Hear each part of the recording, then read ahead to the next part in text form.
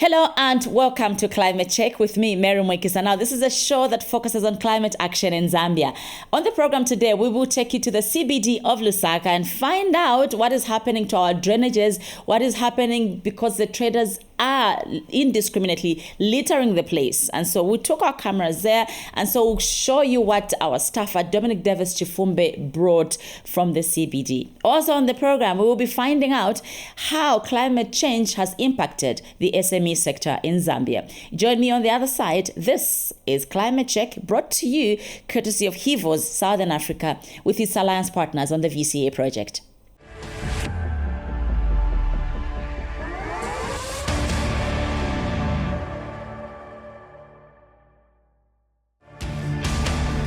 Now imagine if trees could provide Wi-Fi, just how many trees you would plant? Well, they provide oxygen.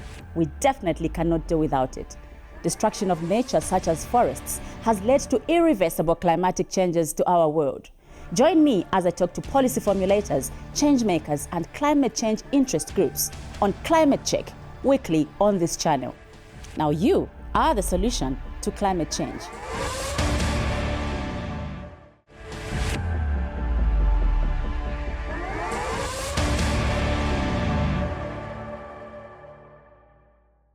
Welcome back to Climate Check. Let's now take you to the Central Business District of Lusaka City, the capital of Zambia, where we speak to traders and find out why they are littering and blocking drainages and ultimately creating an enabling environment for the breeding of waterborne diseases and other epidemics. Let's find out what our staffer, Dominic Davis Chifumbe, brought.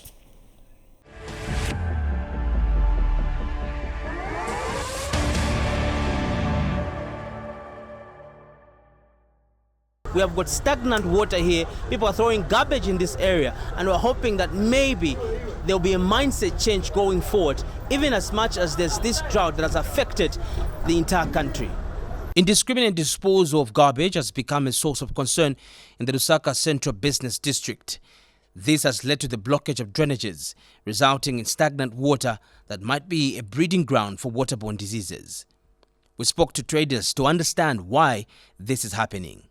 Hatandizonetinga pempa ko bakanso oro ene government institution izitandizako otherwise pampano zatwala kolera ndiane tiopa na wamene watea futi vishara tipempa ko futi na beviba muwauzeko kapena ku kanso bachefyeko kuri awe bagulisa manzi newe bagulisa ma restaurant bena ngopotera na vimirota apa so hapa onani bena ngoso hapa wataira mo vimanzi so hapa tipempako titandizen koni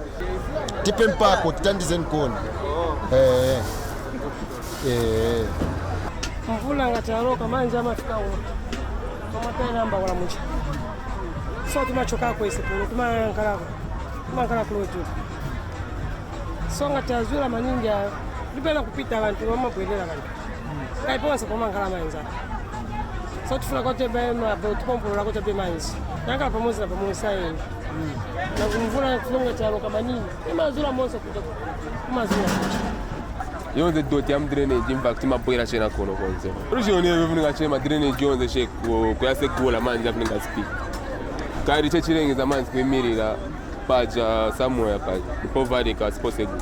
Climate change and keep Zambia clean, green and health activist says environmental stewardship is everyone's responsibility for a green and healthier environment. As you can see behind here, there's a drainage, and this drainage has been blocked by waste. There are a lot of pieces of paper there and plastics that have been thrown there, and this now have caused the water not to move forward to where the water is supposed to go.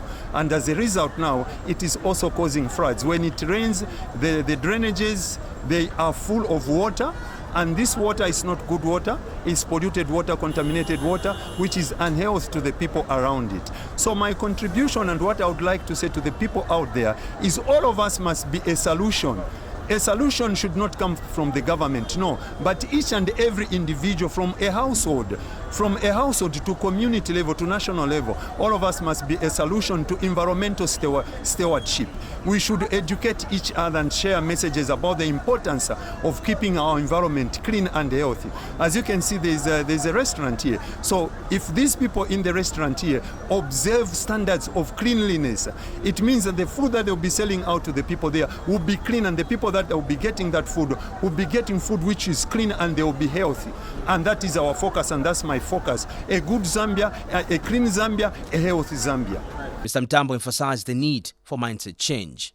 We need to accelerate and intensify efforts, collective efforts, the media yourself and us that are in the music industry, to go out there to keep on sensitizing people. You know, it's not an easy thing. No, it's not an easy thing, because people need to understand, just like the way it used to be with HIV/AIDS. You see, those messages were there. If you are not infected, you are affected. So the same thing happens here. Me, if I'm not infected, somebody else there is affected. So we should be saving lives. It's not a matter of government alone, no, but all of us should play a pivotal role in environmental stewardship. Reduce, reuse, recycle should not just be a slogan, but practiced in order to save our environment. With the rainy season in full swing, prevention of waterborne diseases and other epidemics must be a priority for all through observation of high standards of hygiene. Dominic Davis Chifumbe, reporting in Lusaka.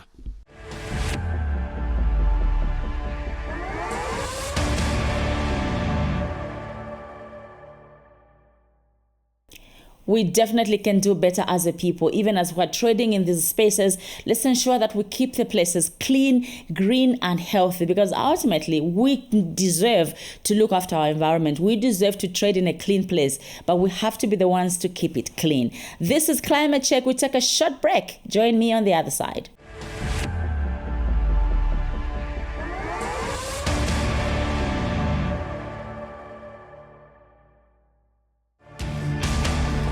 Now imagine if trees could provide Wi-Fi, just how many trees you would plant? Well, they provide oxygen. We definitely cannot do without it. Destruction of nature, such as forests, has led to irreversible climatic changes to our world. Join me as I talk to policy formulators, change makers, and climate change interest groups on Climate Check, weekly on this channel. Now you are the solution to climate change.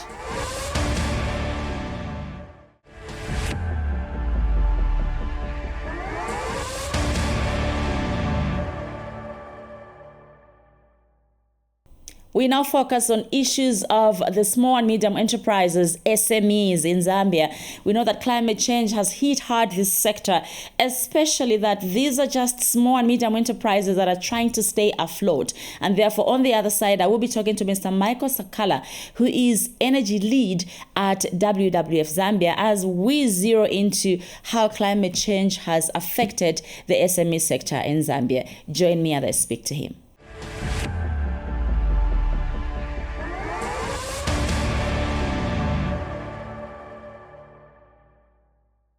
Welcome back to Climate Check. Remember, this program is brought to you courtesy of HIVOS Southern Africa with its alliance partners on the VCA project. Right now, we focus now on the main issue we're dealing with today on the program, which is how climate change has impacted SMEs in this country. And joining me for this interview is Mr. Mwiikisa Sakala, who is energy lead at WWF Zambia. Mr. Sakala, compliments of the season, and thank you for making time. Thank you so much, Mary. All right. Now, let's understand the impact of climate change on the SME sector. You could pick one or two sectors and just refer to them.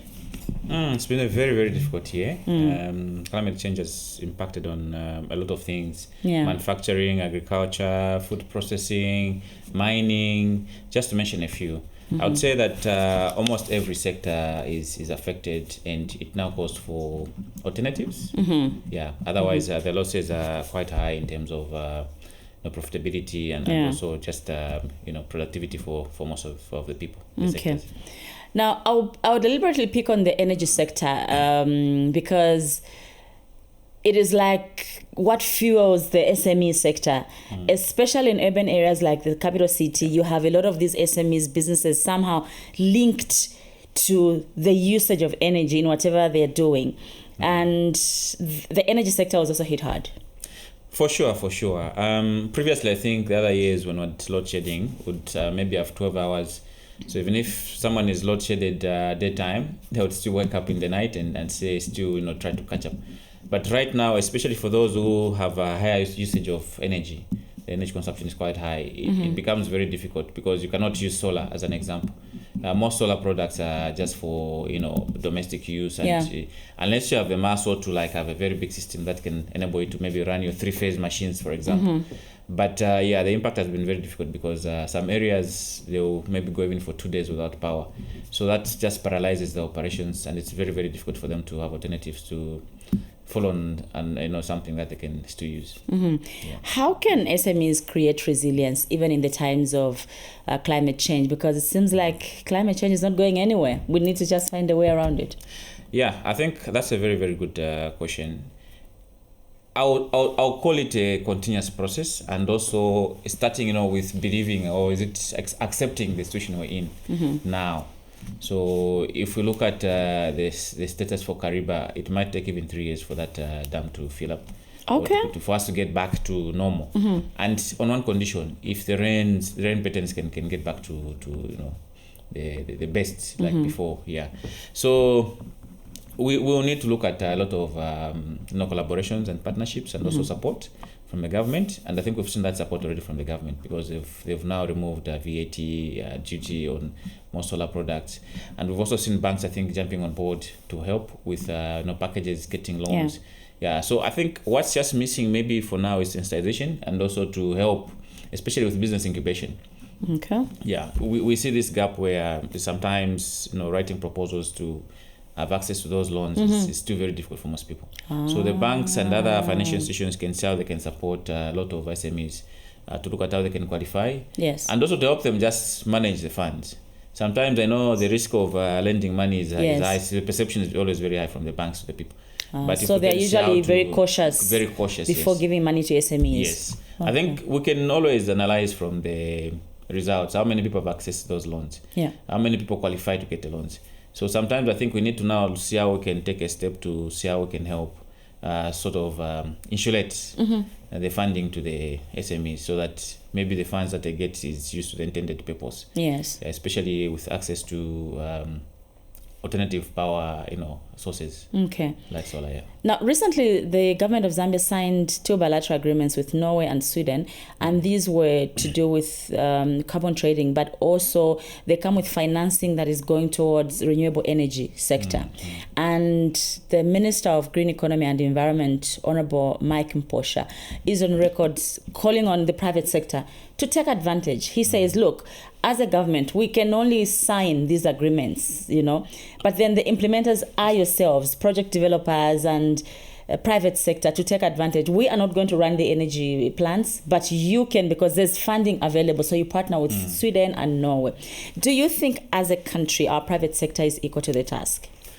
Yes, like I was saying, a lot of sensitization is needed, a lot of training is needed, to help us, or to help the SMEs to know how to access, this funding. Like I was saying, if we don't even know how to go about it, how to write, it will be very difficult for most people to know how to access that funding. Then also, it would be good to sort of form, I'll not call it a cooperative, but maybe a fund that can be managed by a microfinancing unit or the bank. We've seen this. I think I've heard before, like Zanaco holding a fund like this. It helps because, first of all, this funding will not come at exorbitant interest rates. Okay. So it helps now for more SMEs to get that funding. So if we can have a package that will be more like a revolving fund, they use the money, they pay back, others also, access that funding, that would be good. Because, when you're given a grant, like, you're saying Sweden or Norway, yes, that fund can sit with maybe a microfinancing unit or the bank. Then, at those low interest rates, people can access and still, get back. And unlike just, giving out, and that money will never come back. Yeah. So we'd want that money to keep on revolving and helping more people. Yes. So with the coming of climate change and its impact on the SME sector, what opportunities lie even in the crisis? Because the president of Zambia, Mr. Hakainde Hichilema, just a fortnight ago said we should see the climate crisis as an opportunity for innovation. And I think he's spot on. Yeah, Under pressure, I think we think out of the box. Otherwise, we're just going to be in the business as usual mode. Yeah. But this is now presenting a very good opportunity for us to look at what we can do. I always say this, that in Zambia we've had very good moments, especially with energy. Cheap power and availability was quite good. But recently, this is now making us think. We think of other countries. We think of Saudi Arabia, those who are in a desert. Think of the countries that don't have access to hydro. Think of countries like Malawi who do not have a lot of hydro also. Yes. Yeah. So how are they managing? So it's now helping us to think, and look at the solutions. And of course, the government can only do as much. The president can only do as much. Yeah. So they'll push these opportunities close to the door. Then we need to open that door and access those opportunities. This is where we're sitting now. We need to now see how we can access the funding to make sure that we are now the implementers on the ground. And what opportunities lie in the energy sector for SMEs? Quite a lot. I think first, I think energy is the number one enabler that we need to have. Yeah. So it will be very, very important for us to see how we can access energy alternatives from there. Right now, I think we're still behind in terms of seeing more solar plants. Okay. Yeah, not solar installations. Yeah, but solar plants. Yes. Yeah, CEC is leading in that front, but we need to now see more SMEs also, invest in solar. So that, if we have energy now, we can now talk about many things, food processing, energy for mining. We're discovering so many minerals now in Zambia, but the issue is power to those small mines. Yeah, so we'd want to see how energy now can be used and, open the doors to more opportunities in different sectors. I'll not let you go before commenting on our main source of energy as a country, which is hydro energy, which we should start moving away from because it's no longer sustainable in the long term.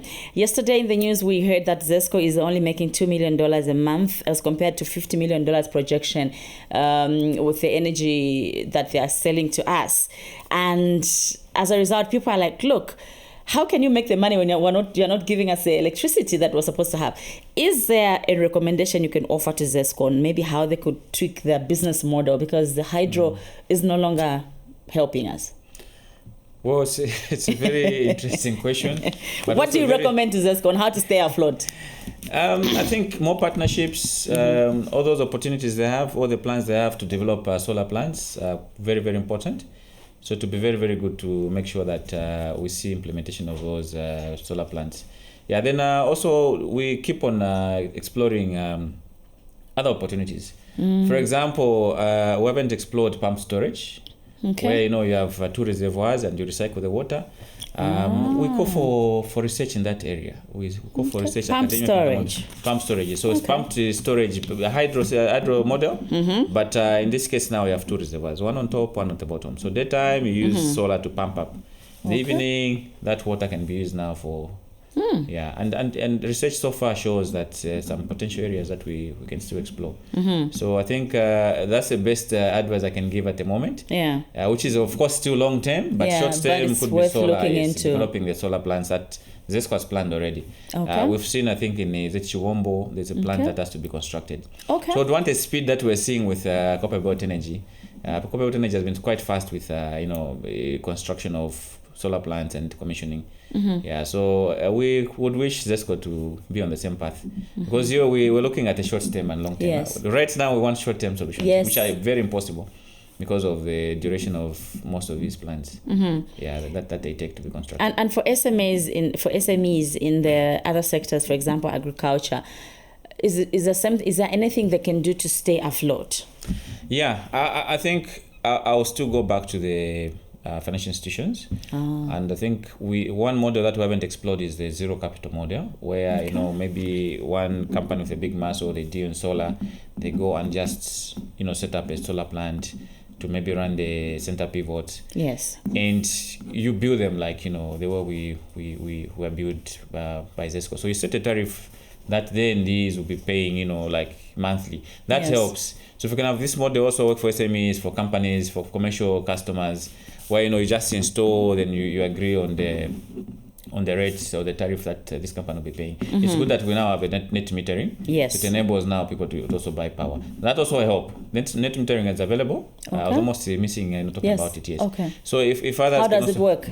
So if you have a big solar maybe installation at your place, yes, the excess, you enter into an agreement with this, because then it's sold back to the grid. Okay. So it provides that excess power now for other users. So it's also another opportunity that is short term. Yes. Yeah, I think from the press conference that Zesco had and DRB yesterday, the acting MD actually talked about it. Okay. Said only a few, about 100 have come forth to show interest to sell that power to the grid, because that arrangement is available now. Okay. Yeah, so we want to see how some companies can come on board. When they have excess power, it also goes back to the. So mixing, I think this zero capital investment where, I can come to you as a commercial company, customer. I say, okay, we're going to do big installation for you. Yeah, what's your power usage? Okay, this is so much. The excess can be sold to the grid, or I can also enter into an agreement with you where you just pay me. I'm just billing you like Zesco. Yeah, these are models working in other countries, and it's possible also for that to work here. How can SMEs leverage CDF to be able to push their businesses to stay afloat, even in the wake of climate change? Should there be a challenge with accessing money from financial institutions, as is the case? Like I said again, one thing that I've noticed that's missing is packaging, the business model. Okay. Yeah, so we must be very convincing. Let's say, I've seen this many times, an SME is running a genset and they're spending, let's say, 2,000 kwacha every day. Then you say, okay, you can spend, let's say, for example, you can spend maybe 120,000 kwacha to have a equivalent solar plant that will actually meet your energy needs here. But for most people, they will not see it. 120,000, that's too much.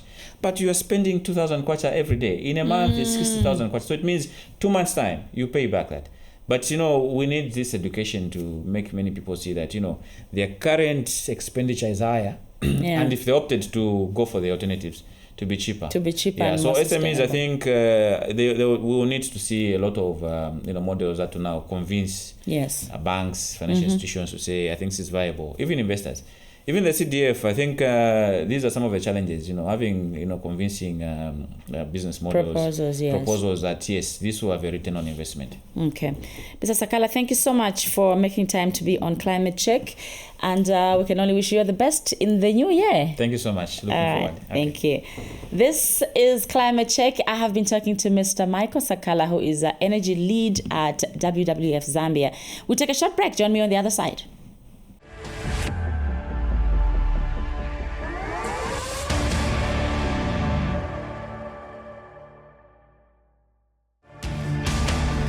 Now imagine if trees could provide Wi-Fi, just how many trees you would plant? Well, they provide oxygen. We definitely cannot do without it. Destruction of nature, such as forests, has led to irreversible climatic changes to our world. Join me as I talk to policy formulators, change makers, and climate change interest groups on Climate Check, weekly on this channel. Now you are the solution to climate change.